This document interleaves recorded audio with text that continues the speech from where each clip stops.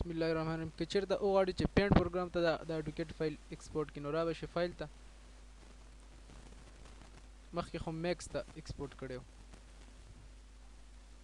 را به شئ فایل ته، فایل کې به ایکسپورټ واخلئ، ایکسپورټ په کلیک کړئ.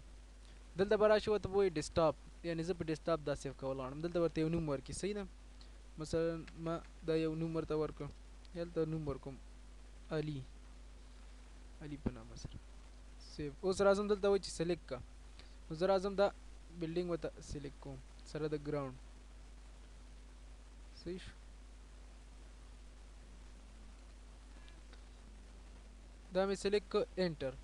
اوس ګوره دلته وایي سلیکټ آبجیکټ اور آل آبجیکټ ان ویو پورټ، یعنې دا دغه شولو ایکسپورټ شو. که زه ډیسکټاپ ته راشم ګوره د علي په نامه سره ما سره دلته دا دی، زه کولی شم دې پریویو مو ګورم، پریویو ته ورشم، ګوره دا یې پریویو ده. دې ځای نه ته کولی شي چې دا پرنټ کړي، دلته ورته پرنټ، نو دا به پرنټ شي.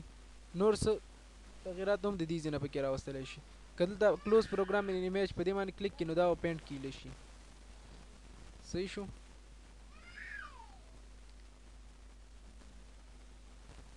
ګوره او که چېرته راشي ایډیټ باندې کلیک کړي نو دا به هم په پینټ کې ایله شي. دا به پینټ کې په یو نوم باندې سیف کړو، بس دلته ورکې توس مختلف تغییر کولی شي.